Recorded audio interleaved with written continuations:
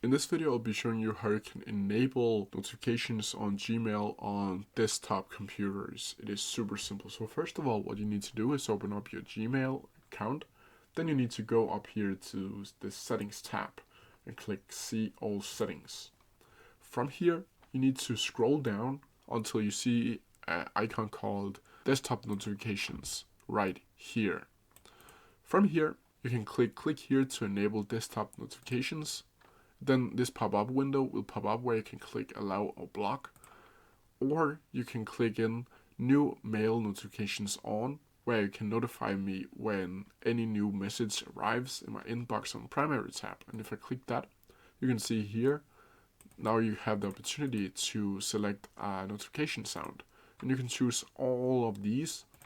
You can also click important mail notifications on, and that basically means that Gmail is going to notify you when there is an email coming in at your important folder or inbox. If you have any questions about it, please leave them down in the comment section below and I'll try my best to answer them as quickly as possible. See ya!